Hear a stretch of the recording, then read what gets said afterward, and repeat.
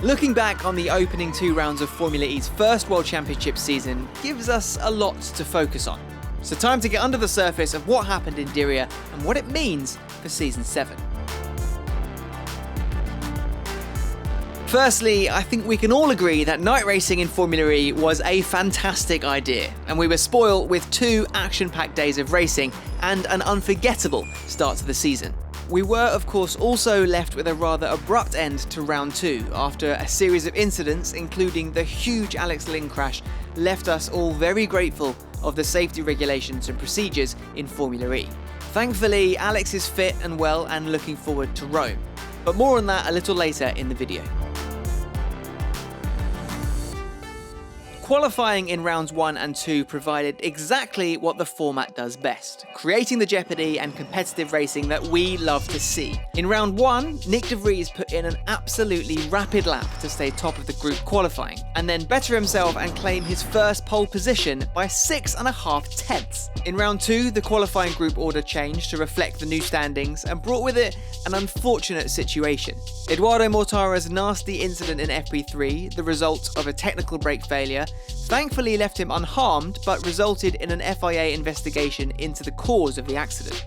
Because of this, both Rocket Venturis and Mercedes EQ cars, which use the same Mercedes powertrain, were prohibited from taking part in quali.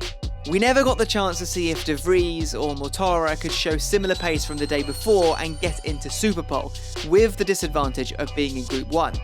Enter Robin Frijns. A monumental comeback from his struggles starting the race from the back of the grid the day before to top the qualifying groups by half a second, and then dominate the lap times again to achieve his first ever Formula E World Championship pole position. If round 1 was a national holiday, it would have to be called Nick de Vries Day. Nothing short of absolute dominance in the season opening race. After a super strong qualifying, the Dutchman raced to perfection with a lights to flag win, despite the pack closing up multiple times because of full course yellow flags and 2 safety car periods. Another big tick on his Formula E career checklist. I've almost taken all my monkeys on my back now. We got the podium, we got the pole, we got the first win now, but there's still more to come. Even after the lack of qualifying and starting from 20th and 22nd on the grid in round 2, the 2 Mercedes drivers made up 20 places between them after post-race penalties were applied. That's a promising start to their campaign on top of the win in round 1 and some seriously impressive race pace, backed up even further by the success of the Rocket Venturi and Mortara with the same powertrain claiming P2 in round 1.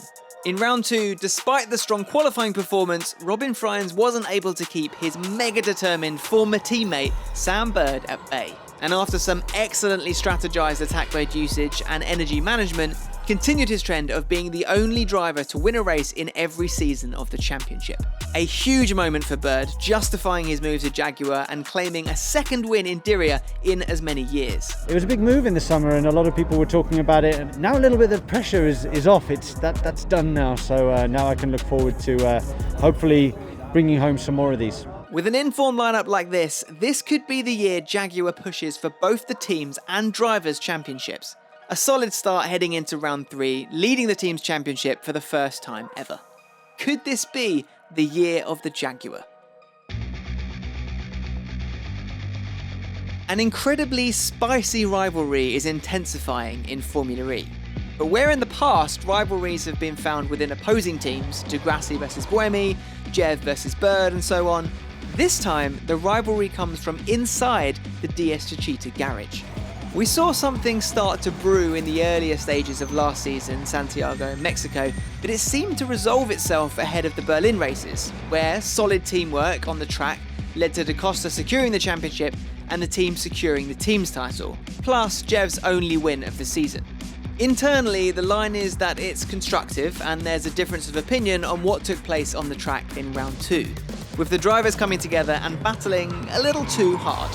They're going to make contact! Jean-Eric Burns heading towards the wall! Guys, what the f*** is that? Seriously? Really? Oh, Tonio, what you doing? Relax, Pascal. That was not the rule of the race, fighting like that. I let him by when he was on his attack mode because, as teammates, we don't want to waste each other's energy. And then, crashed into me and almost hit the wall. At the end of the day, we're racing for a team and in his best interest, so we have a long way to go still together. So. But both of these drivers have a lot at stake. A champion in Da Costa defending his title, and a former champion in Jean-Eric Vergne trying to regain his past glory. After a point-free opening weekend for Jev and a podium taken away after post-race penalties, he will not want anything to get in the way of him finding success again.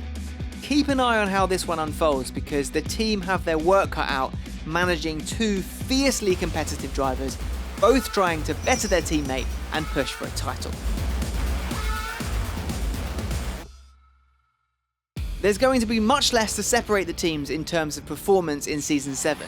Energy management and efficiency will be the difference. New powertrains will come into play for DS Techeetah, Nissan Edams and Dragon Penske Autosport in Rome. One main takeaway from the opening two races is that if DS Techeetah can show the pace they had getting a podium, and Dragon can score a previous season's worth of points for them in two races with a season-old powertrain, it makes you wonder what their new powertrains will be like. Perhaps the most important takeaway from Diriyah is the reminder of the risk these drivers take to compete at this level and the dangers of motorsport. Two nasty incidents with Mortara and Lin, one potentially the most extreme in the sport's history, reminds us of the safety development and technology that keeps the drivers safe and allows them to race on the limit on tight street circuits, and in this case, at night.